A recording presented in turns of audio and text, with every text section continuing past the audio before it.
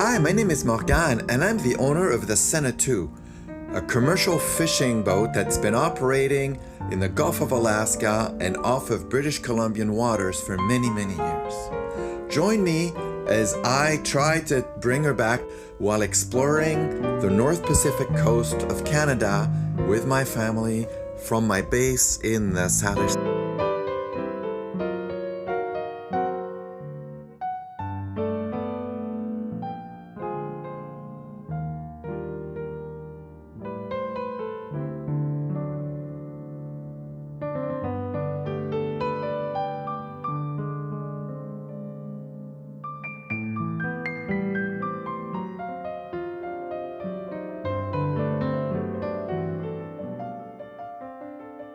Hey everyone, Morgan here. Alright, so I'm heading back into English Bay after fueling up over at the fuel over here and then going down to Vancouver Island over there to get some groceries. And now I'm heading back to the Sena to spend 2 days watching the weather. We've got an atmospheric river coming in tomorrow. People are making a big deal about it, but this is a box standard weather system coming in from Hawaii, full of humidity. We used to call them Pineapple Express, but now people are using like scary names like atmospheric rivers. Let's see, news of the day. Oh yeah, I'm kind of mad. Somebody siphoned my fuel while my skiff was on the dock. That's so rude and so obnoxious. So irritating. Badly behaved people ruin it for the rest of us. Okay, I hope you're all doing good, and I'll give some updates, but I'm heading off to work now.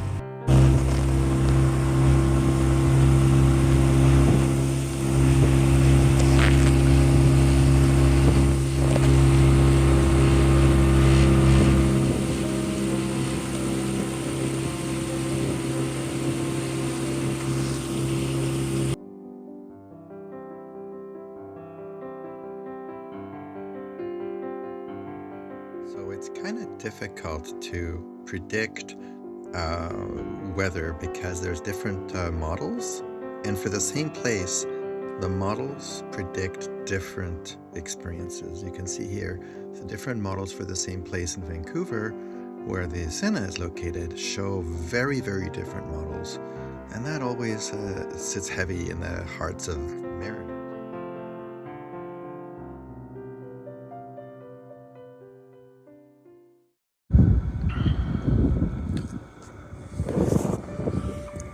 Okay folks, well here we are. It's Friday morning. Today is the day the atmospheric river is supposed to hit us. I can see the clouds are moving pretty fast already up high, so it's definitely coming. The weather is calling for rain starting around noon, and I'm all hunkered down and ready. I've got my second anchor chain ready to go in case I need it. This is my second anchor here. This is the little anchor. If I get into trouble, I just need to unbolt it here and then pop it over to the side, and that gives me a second anchor that I attach to the first anchor. Okay, and I'm gonna just head downstairs. There's the Sena from this side of the house as Vancouver is waking up.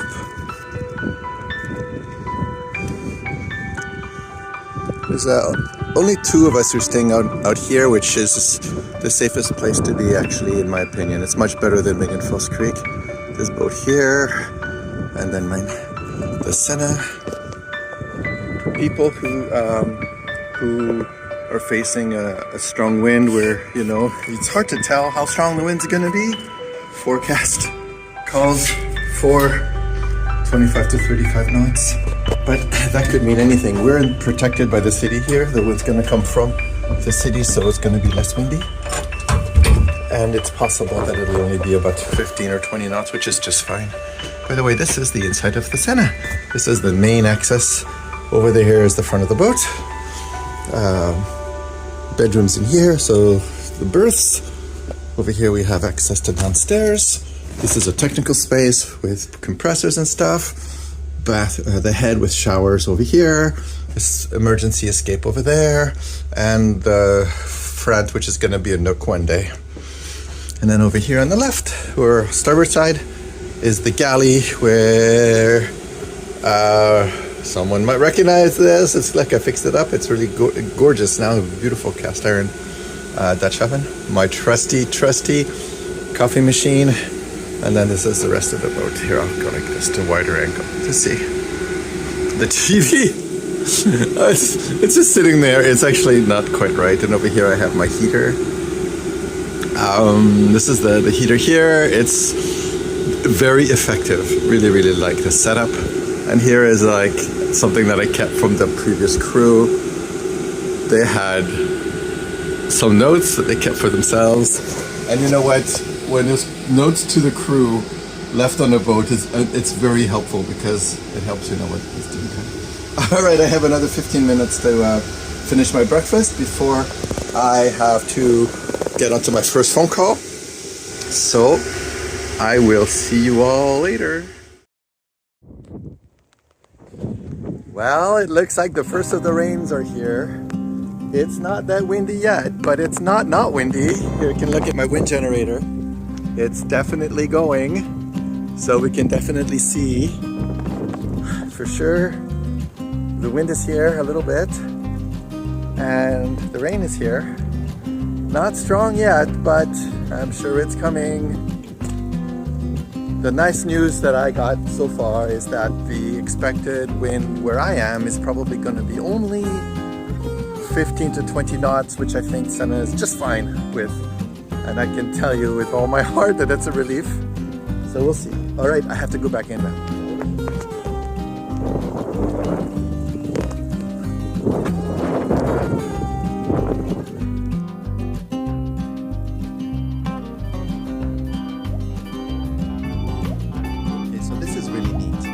See these little wavelets here and how they're breaking. This is a conflict between two tides. It's a tidal barrier. And you can see right here. You see all these white caps. Sometimes, so basically what we have is on the right here. We've got white caps, and you can kind of see. You see a flow. The flow is going from right to left a little bit.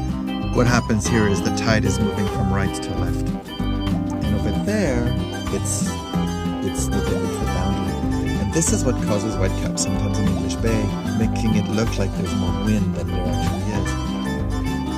It's because of the arrival of the tide up against the wind. Now where we are, it's really pronounced. Yeah, this is really windy.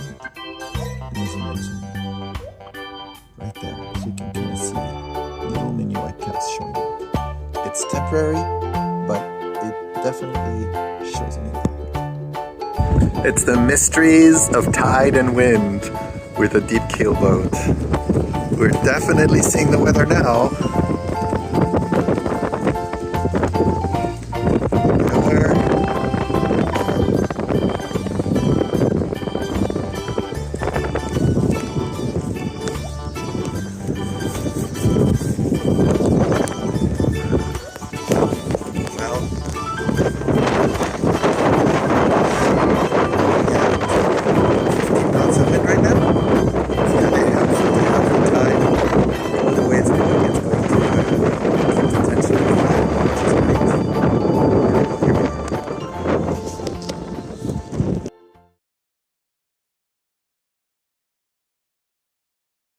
Okay, I'm trying something new today. I'm making grilled chicken, and I had some ingredients and I wasn't really inspired, so I got my trusty AI to tell me about the recipe. Let's see if I can get this recipe up to read.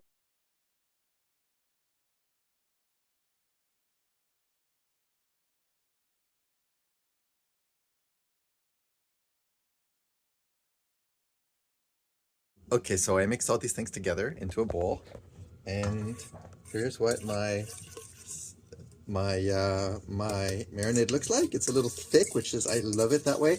It's a little bit heavy on the bear spice and on the garlic, chopped garlic, thick chopped. And let's see how that works out. Okay, so I've got some chicken here. I use chicken thighs. I really prefer chicken thighs. I like chicken skin. I'm a real fool for it. And here's my sauce. And I'm going to put the chicken pieces one at a time. Wow, look at that. I wish I'd pulled out my sleeves. Look at that marinade go on there. It looks really nice. Okay, I'm gonna put another one in there. I'm gonna, maybe using a fork is better.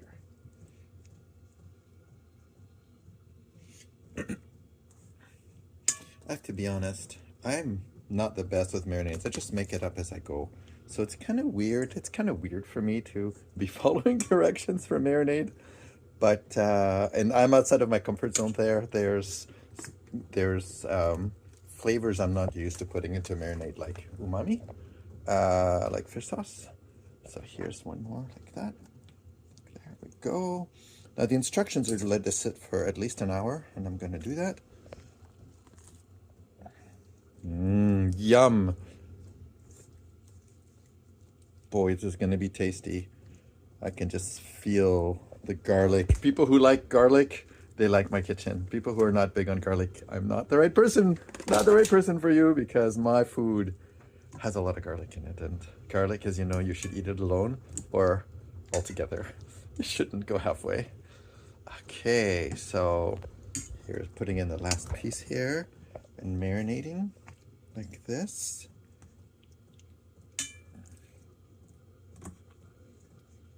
Yum. Okay, like that.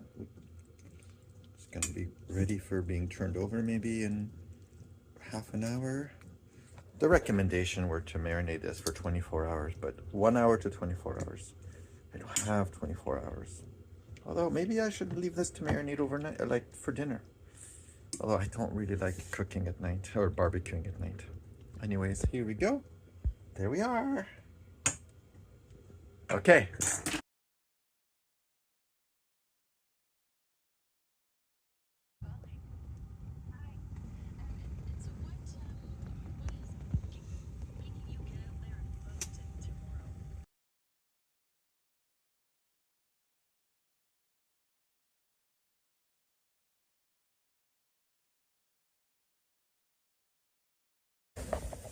Okay, so here we are. We're cooking. Here's the barbecue happening. Here's the outside awfulness, and there's the barbecue. Like this, I've got some potatoes cooking, and here it's my marinade on my chicken. So far, so good. And over here is the chimney. One day this will be a chimney here. But for now, it's just a closed roof. Looking, you know, let's have a look at what the weather is like right now. It's pretty awful outside. Here, let's have a look at this. Look at this. Definitely some serious wind. Oh, it's so awful. It is so awful outside. Okay, I'm going back indoors where it's nice. I think there's about 20 knots of wind where I am, something like that. But inside there's no wind and it's toasty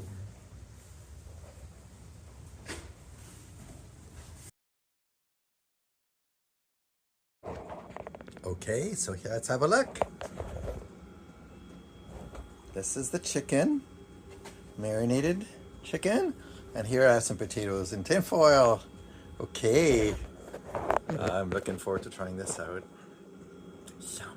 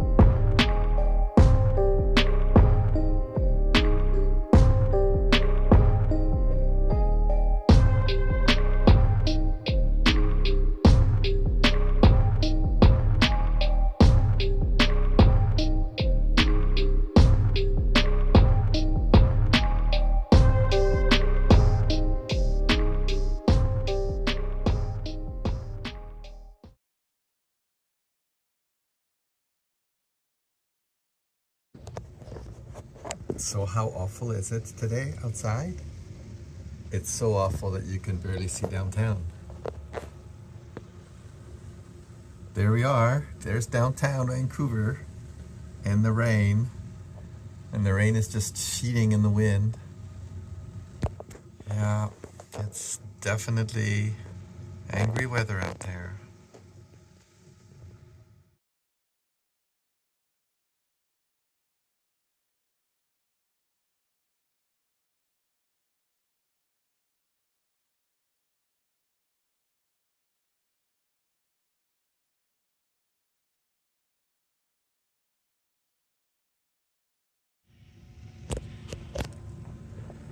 Good morning. Well, day 2 of the Pineapple Express, aka Atmospheric River. Wow, that is a lot of rain and it's a lot of wind. It's been constant wind now basically for a day. Inside looking, this is what it looks like from here. Just looking at here. Interestingly enough, there's some lights in the background. I'm not sure what they are. There's a trusty heater here. I don't know. There's a dark ship up there. It's really kind of neat. No lights on it. Oh, you can't see it from the video. Right there in the dark. There must be a reason. My trusty flag is still with us. Anyhow, this is the view today, and I'm afraid it's going to be like this all day. Rain trickling down the windows, some white caps. I'm getting kind of tired of this, but we'll see how it goes. Today is also the BC local election, and so people are voting to figure out the future of British Columbia. I ran in the 2017 BC election in Vancouver Falls Creek, which is now Yaletown and a part of Vancouver Granville South. It's been chopped up, and I've got some friends and allies running in these in the election, and I wish them the very best. I hope they win.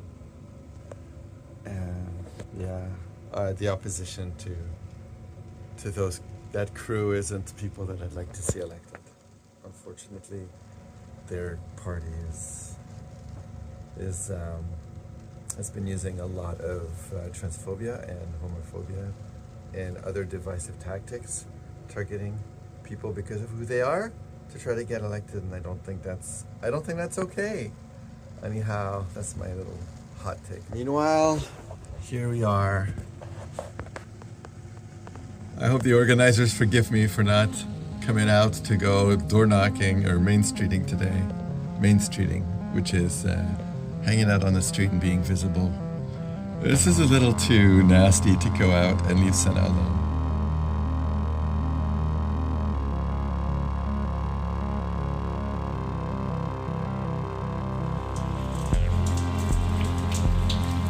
It sure is raining pretty hard when you see it right here. And here's my skiff. My trusty steed, the skiff, which is operated by batteries. Okay, I should rephrase that.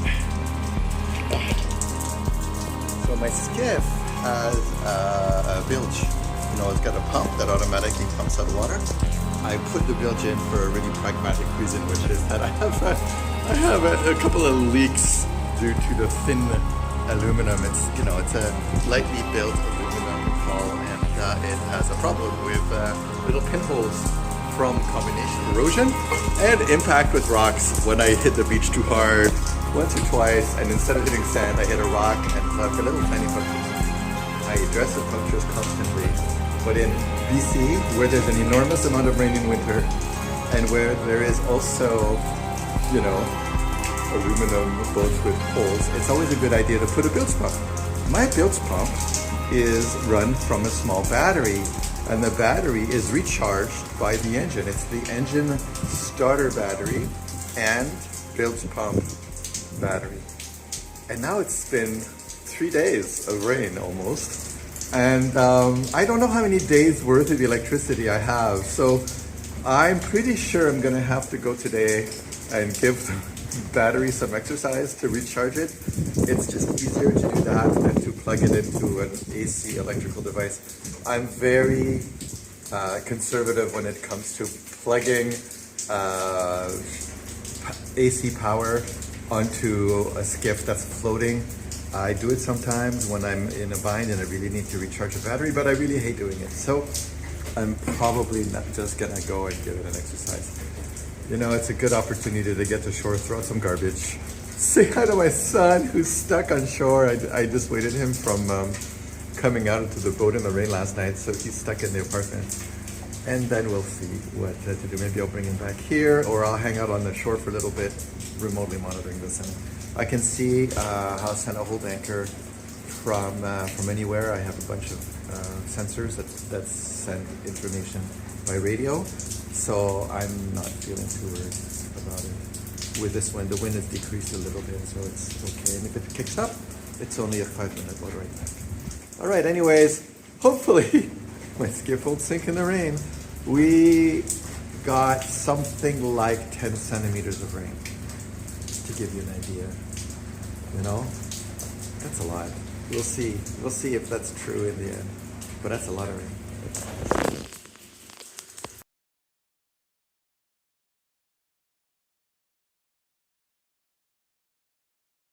All right, well, here we are. It's early afternoon, 2 o'clock. This is 2 o'clock on a highly overcast day. We have winds gusting from the north and from the east, which is not what's expected. The forecast called for gale southwesterly winds, which don't come from this way.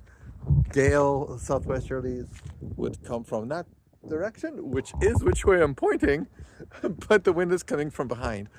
I would guess that the orientation of the Sena II is caused by the tide rather than by the wind right now.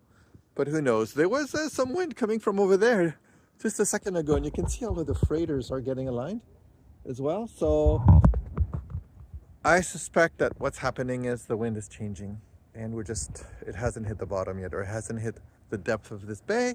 So we'll see soon enough. But I see in the distance the boats that are sailing over there. I don't think you can see them, but I can see which way they're going, and their upwind is towards me back there. So the wind is consistent, at least this far. This sailor here is experiencing the same thing. They're tacking upwind. I think I'm pointing the right direction, yeah. And so hopefully, we'll see. What's supposed to happen is the wind is supposed to start to come from over there in a gale force, but not here. Here we're supposed to be not at a gale force. So we'll see. And then let's have a look for the rest of Vancouver here. There's some boats out sailing now because the weather has dramatically improved. Some pretty classic boats. This boat with this yellow sail in the distance is a very nice wooden boat. Very nice. All very cool. All right, and there's the foggy skyline. And I need to clean up the back of my boat.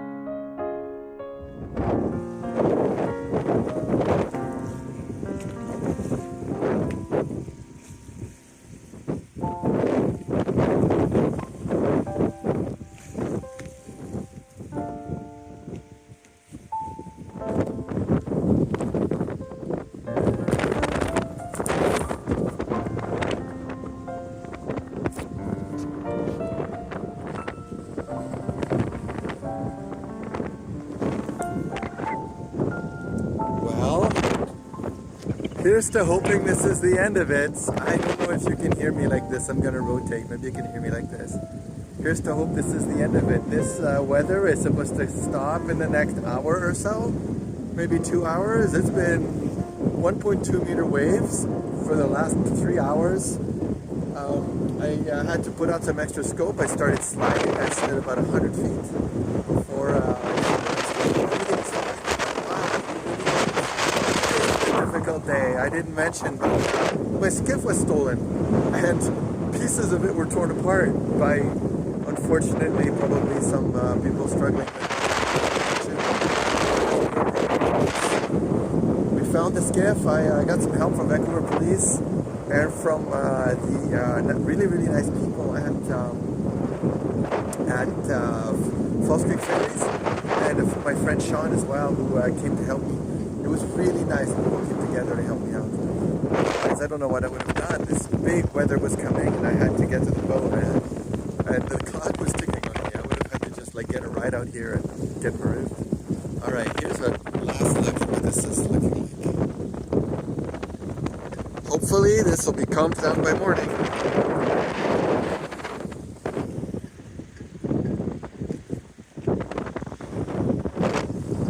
And you can see here how much anchor I put out.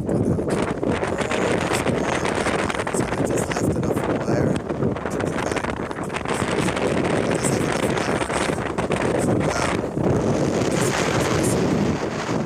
I just left enough wire in the drum so that it doesn't slip off. All right, well,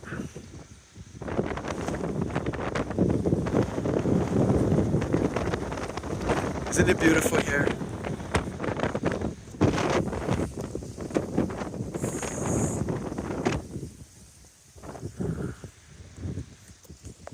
Okay, I'm gonna go back inside now because it's actually really cold.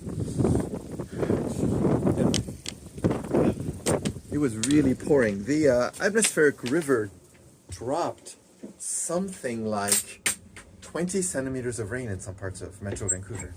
Basically, between 150 and 250 centimeters of rain fell. That's just an enormous amount of water, right? I mean, 33 centimeters is a foot for those of you who are not metric. So 2/3 of a foot of water or more. Half a foot of water to 2/3 of a foot of water. Well, in Sena, it's nice and warm. All right, getting back to my station to watch what's going on here. I can show you what I'm watching. I'm watching here, this is my anchor software. This is where the boat was for the longest time, and then suddenly it started dragging, and then I started paying out wire to here. So now it's there. This is just my, just a phone, one of my older phones. It's really handy to leave a phone like this because it allows me to just have it on, and I've always got my data without having to turn on all of my gear. There's a lot of gear in the boat, but it's all hardwired. Actually, you might have noticed there's lots of wires in this boat, and the reason why is because I haven't yet connected my AC system that I'm setting up for at Anchor off grid. I haven't set it up into the hardwired system yet. I'm still trying to get the right setup, and I'd rather work with prototype longer until it's right, and then I'll put it in. So I have wires a little bit everywhere. Like I have wires to the front, to the galley. I have wires to these instruments and so forth. But when I'm operating, of course, I don't need any of that. I just turn on the generators, and the boat just doesn't need any of my crazy amounts of power cords. All right, that's it for today.